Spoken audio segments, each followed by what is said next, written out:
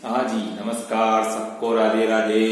Online class में एक बार फिर आपका स्वागत। आज हम कक्षा 10 विषय गणित, इसके अंतर्गत अध्याय 8 ऊंचाई और दूरी, इसमें कुछ जानकारी आज और हासिल करेंगे। इसके पहले वाली क्लास में भी हमने इस प्रश्नावली से संबंधित कुछ जानकारी प्राप्त की।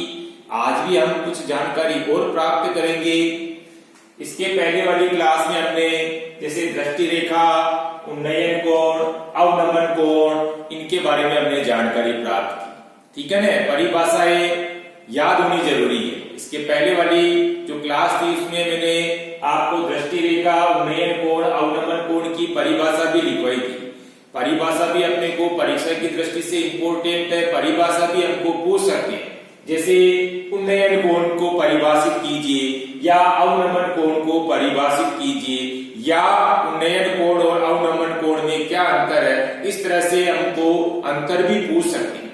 तो 3 प्रश्न बन जाते हैं। इसी तरह से दृष्टि रेखा की परिभाषा, ये कुछ परिभाषाएं मैंने कल आपको, यानी इसके पहले वाली जो क्लास थी उसमें मैंने आपको बताया था, लिखवाया भी था। ठीक है, आज भी हम क्या है कि कुछ जानकारी से प्रश्नावली से संबंधित करेंगे। इसमें देखो, प्रश्न को हल करते समय सबसे पहले उस प्रश्न के अकॉर्डिंग हमको क्या करना है, डायग्राम बनाना आना जरूरी है। अगर हमको उस प्रश्न के अनुसार डायग्राम बनाना आ गया तब हमको मालूम पड़ जाएगी कि भाई इसमें जैसे हमको टेन के अंदर मान देखना है कि साइन में देखना है या कोस के अंदर मान देखना है। तो इसके लिए हमको क्या है कि सबसे पहले इस प्रश्न के अकॉर्डिंग डायग्राम बनाना है, और डायग्राम बनाने के बाद में अपने को क्या है ये देखना है कि मेरे को जो सारणी में से मान देखना वो टेन में देखना है कि कोस में देखना है कि साइन में देखना है। ठीक है ना, इसके लिए हमने क्या है कि जैसे 3 तरह की स्थितियां देखने को यहाँ पर हम देखने को मिल रही है। तो सबसे पहले देखो, पहली स्थिति के अनुसार समकोण त्रिभुज बनेगा। तीनों स्थितियों में यानी कुल मिला के कोई सा भी प्रश्न अपन हल करेंगे तो उसमें समकोण त्रिभुज ही बनेगा और समकोण त्रिभुज ही हमको बनाना है। अब पहली स्थिति में हम देख रहे हैं जैसे समकोण त्रिभुज बना हुआ, लेकिन इसमें क्या है कि हमको लंब और आधार, ठीक है, लंब और ये आधार। लंब क्या है कि थीटा, थीटा के सामने वाली भुजा हमेशा क्या होती है, लंब ही होती है। ठीक है, ये हमको ध्यान में रखना है। थीटा ये हो गया, थीटा के सामने ये वाली भुजा इसमें क्या हो गई, लंब हो गई। अब लंब और ये आधार है, यानी हमने क्या किया, उस प्रश्न के अकॉर्डिंग चित्र बना लिया। लेकिन चित्र बनाने के बाद में हमको क्या है कि लंब और आधार में से कोई एक मान दिया हुआ मिलेगा। जैसे लंब दिया हुआ है, इसका मतलब आधार ज्ञात करने के लिए कह रहा है, या आधार दिया हुआ है और लंब ज्ञात करने के लिए। दूसरा क्या है कि थीटा हमको दिया हुआ है। तो इस तरह से अगर माना कि 2 भुजाओं में से त्रिभुज की एक भुजा तो हमको ज्ञात मिलेगी और एक भुजा अपने को ज्ञात करने के लिए पूछ सकते हैं। तो ऐसी परिस्थिति में हमको ध्यान में रखना है कि जो यहाँ थीटा दिया हुआ उसका मान हमको टेन में देखना है। तो टेन थीटा बराबर क्या हो जाएगा, लंब बटे हुए आधार। तो पहली स्थिति के अनुसार आपका डायग्राम, इसमें 2 भुजाओं में से एक भुजा मिलेगी, एक भुजा आपको ज्ञात करनी है, थीटा दिया हुआ मिलेगा। तो उस परिस्थिति में टेन थीटा बराबर लंब बटे हुए आधार सूत्र लगा करके उस सवाल को हल करने की कोशिश करेंगे। ठीक है, दूसरी स्थिति में क्या है कि चित्र आपका ये का ये, यानी समकोण त्रिभुज ही है। ठीक है, लेकिन समकोण त्रिभुज में आप यहाँ देखो लंब और कर्ण, लेकिन 2 भुजाओं में से लंब और कर्ण में से या तो लंब दिया हुआ मिलेगा या फिर कर्ण दिया हुआ मिलेगा। अगर लंब दिया हुआ है इसका मतलब कर्ण ज्ञात करना, या कर्ण दिया हुआ है इसका मतलब लंब हमको ज्ञात करना। इसका मतलब ऐसी स्थिति में जब हम सवाल को हल करेंगे तो थीटा का जो मान देखेंगे वहां थीटा साइन के अंदर देखेंगे। तो साइन थीटा बराबर क्या होता है, लंब बटा कर्ण होता है। ठीक है, थीटा के सामने वाली भुजा हमेशा लंब होती है और समकोण के सामने वाली भुजा हमेशा क्या होती है, कर्ण होती है। ऐसी परिस्थिति में हमको जो थीटा दिया हुआ है उस थीटा का मान हम कहां देखेंगे, साइन वाली सारणी के अंदर देखना है। त्रिकोणमितीय जो सारणी है, त्रिकोणमितीय थीटा वाली जो प्रश्नावली हमने देखा था जिसमें 5 थीटाओं के मान हमने किस तरह से सारणी बनाई थी, वो सारणी हमको ध्यान में होना जरूरी है। तो वहां जो हम जैसे मान, अगर डायग्राम आपका इस तरह से बना हुआ है, इसका मतलब यहाँ जो थीटा दिया हुआ थीटा का मान हमको साइन में देखना है। तो ऐसी परिस्थिति में साइन थीटा बराबर क्या हो जाएगा, लंब बटा कर्ण। अब यहाँ हमको साइन जो भी मान दिया हुआ मान रखा और सवाल को हल करने की कोशिश करेंगे। ठीक है, तीसरी स्थिति में अगर माना कि आपको जैसे समकोण त्रिभुज ही है, अगर या तो कर्ण दिया हुआ मिलेगा या फिर आधार दिया हुआ मिलेगा, दो में से एक चीज मिलेगी, एक अपने को ज्ञात करनी है। दूसरा थीटा दिया हुआ है। अगर ऐसी परिस्थिति में अगर माना कि कर्ण दिया हुआ है, आधार अपने को पूछेंगे, या आधार दिया हुआ है, कर्ण अपने को पूछेंगे। तो ऐसी परिस्थिति में यहाँ जो थीटा है उस थीटा का मान हमको कोस के अंदर देखना है। तो कोस थीटा बराबर क्या होता है, आधार बटे हुए कर्ण होता है। ठीक है, तो हमको क्या है कि जिस तरह से प्रश्न दिया हुआ उसके अकॉर्डिंग अब हमको क्या है कि सबसे पहले चित्र बनाना, डायग्राम बनाना, और डायग्राम बनाने के बाद में टेन या साइन या कोस जो थीटा का मान दिया हुआ है वो थीटा का मान टेन में देखेंगे कि साइन में देखेंगे कि कोस में देखेंगे। तो आपने डायग्राम बनाने के बाद ही अपने को ये चीज मालूम पड़ेगी कि मेरे को मान टेन में देखना है कि साइन में देखना है कि कोस में देखना है। ठीक है, दूसरा अपने को त्रिकोणमितीय अनुपात यानी अध्याय 6 जिसके अंदर हमने त्रिकोणमितीय अनुपातों की एक सारणी बनाना सीखे।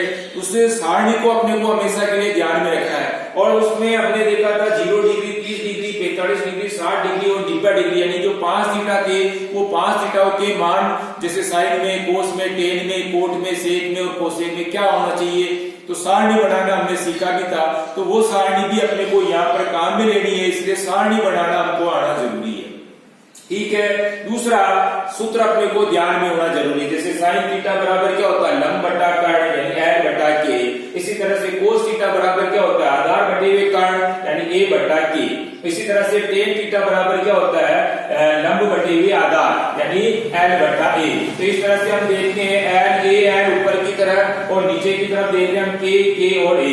तो ऊपर की तरफ एल ए एल से तो क्या बन गया, लाल बन गया, और नीचे की तरफ के ए से क्या बन गया, कक्का बन गया यानी लाल बट्टा कक्का। इस तरह से हम क्या है कि तीन मान अपने को ध्यान में यानी साइन, कोस और टेन सूत्र याद रखने का तरीका, लाल बटे हुए कक्का यानी एल ए एल और बटे हुए के ए, एल बटा के, ए बटा के और एल बटा ए।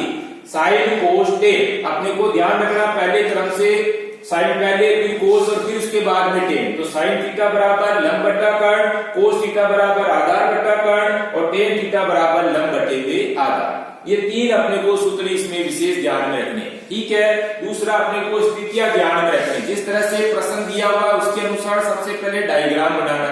डायग्राम बनाने के बाद में हम देखेंगे कि जैसे पहली स्थिति में देख रहे हैं लंब या आधार, लंब या आधार में से एक मान तो दिया हुआ मिलेगा, एक मान अपने को ज्ञात करना, दूसरा थीटा दिया हुआ है। ऐसी परिस्थिति में जो थीटा देखेंगे वो टेन के अंदर यानी टेन थीटा बराबर लंब बटे हुए आधार। दूसरी स्थिति में हम देख रहे हैं डायग्राम आपका समकोण त्रिभुज ही है और समकोण त्रिभुज के अंदर लंब और कर्ण इन दोनों में से किसी एक का मान तो दिया हुआ मिलेगा, एक अपने को ज्ञात करना। ठीक है, और थीटा दिया हुआ है। अब इस परिस्थिति में जो थीटा है उस थीटा का मान यानी यहाँ जो देखेंगे वो साइन के अंदर देखेंगे। तो साइन थीटा बराबर लंब बटे हुए कर्ण। इसी तरह से तीसरी स्थिति है, तीसरी स्थिति के अंदर या तो कर्ण या फिर आधार दोनों में से एक मान तो दिया हुआ मिलेगा, एक अपने को ज्ञात करना है। थीटा दिया हुआ है, इसका मतलब अपने को यहाँ जो मान देखेंगे वो कोस के अंदर देखेंगे थीटा का मान। तो कोस थीटा बराबर क्या होता है, आधार बटे हुए कर्ण। ठीक है, इसी तरह से अपने को सूत्र याद रखने का तरीका, साइन थीटा बराबर होता है एल बटा के, कोस थीटा बराबर ए बटा के और टेन थीटा बराबर होता है एल बटे हुए ए। इस तरह से ऊपर हम देख रहे हैं तो एल ए एल बन गया लाल और नीचे की तरफ के ए से कक्का बन गया। तो लाल बटे हुए कक्का अपने को क्रम ध्यान में रखना, पहले साइन फिर कोस फिर उसके बाद में टेन। दूसरा ये है कि त्रिकोणमितीय जो अनुपातों की सारणी है वो सारणी हमको इसमें काम में लेनी है। यहाँ भी हमको सारणी पहले बना करके रखनी है, उसके बाद सारणी से ही मान हमको क्या है उस सवाल के अंदर हल करते समय काम में लेना। ठीक है, तो इस दौरान हमने केवल डायग्राम बना करके किस तरह से प्रश्न दिया हुआ उसका किस तरह से मेरे को चित्र बनाना, डायग्राम बनाना, फिर उसके बाद में मैं जो थीटा का मान देखूंगा वो थीटा टेन में देखूंगा, साइन में देखूंगा कि कोस में देखूंगा। इस तरह से अपन ने पहले तीन स्थितियों को देखा था। अब उसके बाद में क्या है कि एक उदाहरण के रूप में एक सवाल भी देख लेते हैं जिससे अपने को क्लियर हो जाता है कि भाई मेरे को किस तरह से सवाल को हल करना। तो जैसे उदाहरण के रूप में पहला उदाहरण है एक स्तंभ के ऊपरी सिरे का उन्नयन कोण। उन्नयन कोण आधार तल के एक बिंदु पर 60 डिग्री है। थीटा दिया हुआ है यहाँ पर 60 डिग्री। यदि यह बिंदु स्तंभ के आधार बिंदु से 10√3 मीटर की दूरी पर हो तो स्तंभ की ऊंचाई ज्ञात करो।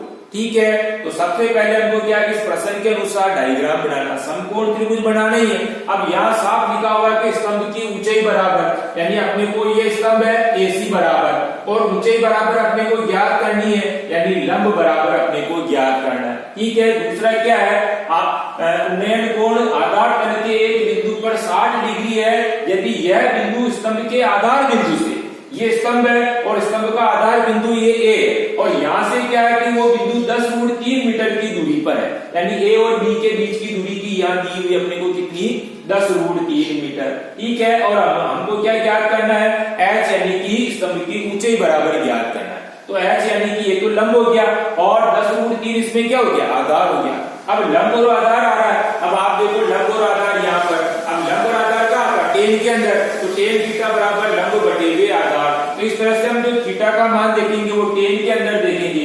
तो त्रिभुज को नामांकित कर दिया ए बी सी लेकर के। अब त्रिभुज एबीसी के अंदर हम टेन 60 डिग्री बराबर लंब बटे हुए आधार। अब टेन 60 का मान सारणी में देखेंगे, टेन 60 का मान होता है √3, बराबर की जगह बराबर लंब की जगह, अब लंब बराबर क्या है एच और आधार बराबर क्या है 10√3, तो एच बटे हुए 10√3 हो गया। अब यहाँ हम क्या करेंगे, इसको वज्र गुणा करेंगे। तो वज्र गुणा करने पर एच को 1 से गुणा किया तो एच और बराबर की जगह बराबर √3 को 10√3 से गुणा करेंगे। तो एक जैसी रूट की संख्या गुणा होती है, जैसे √3 को √3 से गुणा किया तो रूट हट जाएगा, केवल यहाँ क्या बचेगा, 3 बच जाएगा और इंटू 10, तो 10 इंटू 3 बराबर एच का मान कितना हो गया, एच का मान हो जाएगा 30, यानी भुजा अपने को कितनी मीटर में मान दिया हुआ है, इसलिए हम इकाई का भी ध्यान में रखेंगे। तो ऊंचाई यानी कि एच बराबर क्या हो जाएगी, 30 मीटर। इस तरह से हमने इस प्रश्न को हल करने की कोशिश की है। यहाँ हमको ध्यान रखना है, वज्र गुणा करेंगे, एच को 1 से गुणा किया तो एच का 1 से गुणा करने पर एच ही आया, और √3 को 10√3 से गुणा करेंगे। अभी आप देख रहे हैं इधर तो √3 के आगे 10 भी आ रहा है, इधर √3 के आगे कोई मान नहीं, इसका मतलब ये हो गया कि इसके आगे 1 है, यानी हम क्या करेंगे, 10 को पहले 1 से गुणा किया तो 10 1 कम 10, और इसी तरह से √3 को भी हम क्या करेंगे, √3 से गुणा करेंगे। एक जैसे रूट की संख्या जब गुणा होती है तो रूट हट जाता है वहां पर, तो यहाँ क्या रह जाएगा हमारे पास में 3 रह जाएगा। तो इस तरह से 3 इंटू 10 या 10 इंटू 3, 10 को 3 से गुणा किया या 3 को 10 से गुणा किया तो कितना आएगा, 10 या 30, और भुजा हमको क्या है कि जैसे इकाई जो लगी हुई है मीटर में है, तो हम भी इसके साथ क्या करेंगे, मीटर को जोड़ देंगे। तो इस तरह से हमारा आंसर हो गया 30 मीटर, यानी स्तंभ की जो ऊंचाई है वो ऊंचाई हमारे पास में कितनी आ गई, 30 मीटर। ठीक है, अब आपको इसी प्रश्न को क्या करना है, एचडब्ल्यू की कॉपी में हल करना इसी प्रश्न को, लेकिन इसके पहले वीडियो को अच्छी तरीके से देखना है और उसके बाद इस प्रश्न को बिना देखे हल करने की कोशिश करना है। दूसरा, इस प्रश्न को तो हल करेंगे, लेकिन साथ में हमको क्या है कि जो जानकारी अभी यहाँ दी है उस जानकारी को भी हमको क्या है कि ध्यान में रखना है, याद रखेंगे।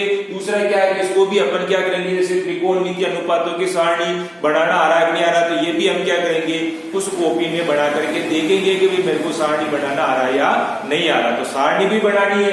दूसरा, कुछ परिभाषाएं जो लिखी हुई है आपके पास में, उन परिभाषाओं को भी अपने को ध्यान में रखना। ठीक है ना, कुल मिला के ये है कि जो भी प्रश्न हमको देंगे उस प्रश्न के अनुसार अपने को पहले डायग्राम बनाना, डायग्राम बनाने के बाद में लंब आधार, अपने को ये 3 स्थितियां इसीलिए पहले बताइए कि अगर माने कि लंब आधार है, इसका मतलब जो थीटा है, थीटा का मान टेन में देखना है। अगर हमारे पास में लंब और कर्ण है, या थीटा का जो मान देख रहे हो साइन के अंदर देखना है। इसी तरह से अगर माने कि कर्ण और आधार है और यहाँ थीटा है, तो थीटा का मान जो अपन देखेंगे वो कोस के अंदर देखेंगे। इस तरह से 3 स्थितियां अपने को ध्यान में रखनी है, सूत्र याद रखने हैं अपने को, और जैसा सवाल दिया उसके अनुसार ही हम क्या करेंगे, मान दे करके सारणी में से उस सवाल को हल करने की कोशिश करेंगे। ठीक है, और दूसरा, एचडब्ल्यू की कॉपी में एचडब्ल्यू बराबर हल करते रहना है। सारणी अपने को बनाना आना जरूरी है, सारणी अपने को जब तक नहीं आएगी तो कोई सा भी सवाल हो उसको हल करने में हमारे को दिक्कत ही होगी, इसीलिए सारणी बनाना आना जरूरी है। और दूसरा, जो भी प्रश्न आपको एचडब्ल्यू में दिया जा रहा है और सूत्र इनको याद करना जरूरी है, और एचडब्ल्यू भी हम बराबर हल करते रहेंगे। ठीक है, धन्यवाद, राधे राधे, जय श्री कृष्णा।